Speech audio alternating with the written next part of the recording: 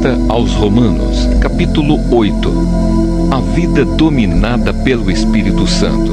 Agora já não existe nenhuma condenação para as pessoas que estão unidas com Cristo Jesus.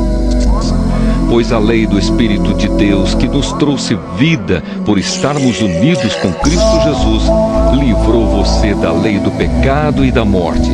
Deus fez o que a lei não pôde fazer, porque a natureza humana era fraca. Deus condenou o pecado na natureza humana, enviando o seu próprio Filho, que veio na forma da nossa natureza pecaminosa, a fim de acabar com o pecado.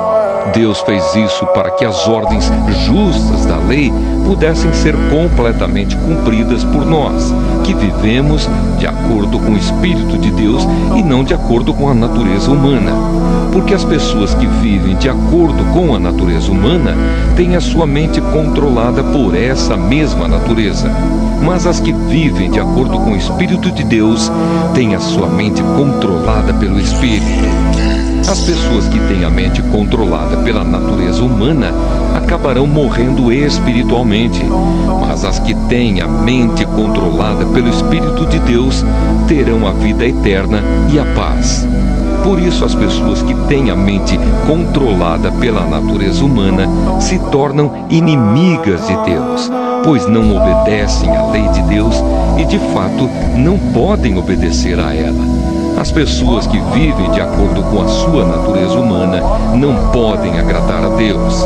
Vocês, porém, não vivem como manda a natureza humana, mas como o Espírito de Deus quer, se é que o Espírito de Deus vive realmente em vocês. Quem não tem o Espírito de Cristo não pertence a Ele. Mas se Cristo vive em vocês, então, embora o corpo de vocês vá morrer por causa do pecado, o Espírito de Deus é vida para vocês, porque vocês foram aceitos por Deus. Se em vocês vive o Espírito daquele que ressuscitou Jesus, então aquele que ressuscitou Jesus Cristo dará também vida ao corpo mortal de vocês por meio do seu Espírito que vive em vocês. Portanto, meus irmãos, nós temos uma obrigação, que é a de não vivermos de acordo com a nossa natureza humana. Porque se vocês viverem de acordo com a natureza humana, vocês morrerão espiritualmente. Mas se pelo Espírito de Deus vocês matarem as suas ações pecaminosas, vocês viverão espiritualmente. Pois aqueles que são guiados pelo Espírito de Deus são filhos de Deus.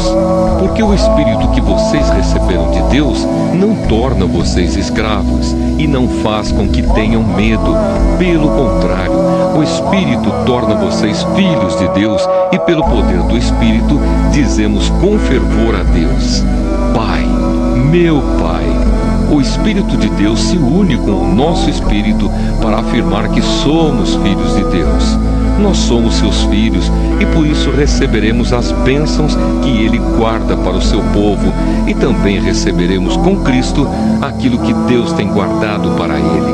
Porque se tomamos parte nos sofrimentos de Cristo, também tomaremos parte na sua glória, a glória futura.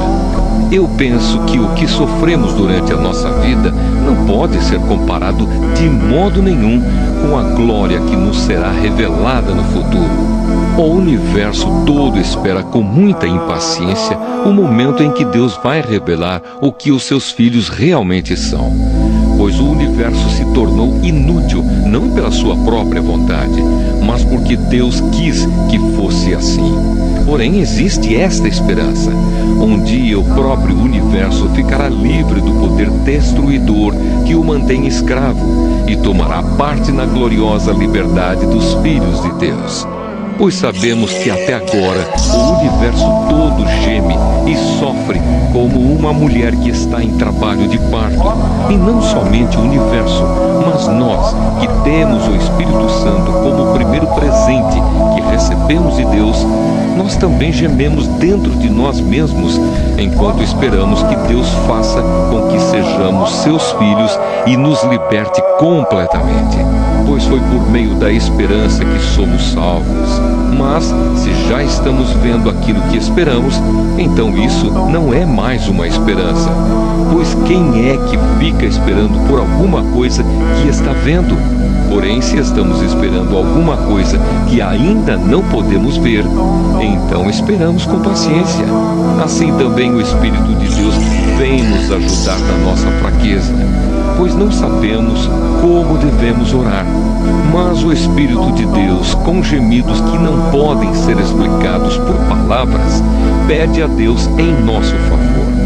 E Deus, que vê o que está dentro do coração, sabe qual é o pensamento do Espírito, porque o Espírito pede em favor do povo de Deus e pede de acordo com a vontade de Deus. Pois sabemos que todas as coisas trabalham juntas para o bem daqueles que amam a Deus, daqueles a quem Ele chamou de acordo com o seu plano. Porque aqueles que já tinham sido escolhidos por Deus, Ele também separou a fim de se tornarem parecidos com o seu Filho. Ele fez isso para que o Filho fosse o primeiro entre muitos irmãos. Assim Deus chamou os que havia separado. Não somente os chamou, mas também os aceitou. E não somente os aceitou, mas também repartiu a sua glória com eles. O amor de Deus que é nosso por meio de Cristo. Diante de tudo isso, o que mais podemos dizer?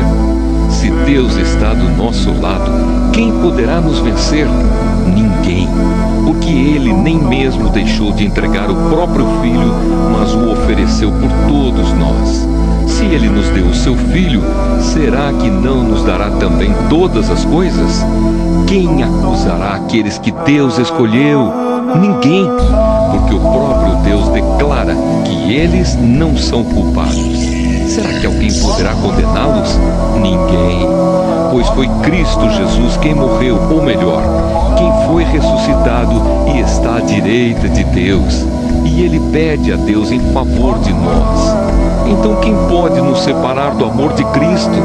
Serão os sofrimentos, as dificuldades, a perseguição, a fome, a pobreza, o perigo ou a morte? Como dizem as Escrituras Sagradas, por causa de ti estamos em perigo de morte o dia inteiro. Somos tratados como ovelhas que vão para o matadouro. Em todas essas situações, temos a vitória completa por meio daquele que nos amou, pois eu tenho a certeza de que nada pode nos separar do amor de Deus. Nem a morte, nem a vida, nem os anjos, nem outras autoridades ou poderes celestiais, nem o presente, nem o futuro, nem o mundo lá de cima, nem o mundo lá de baixo. Em todo o universo não há nada que possa nos separar do amor de Deus, que é nosso por meio de Cristo Jesus, o nosso Senhor.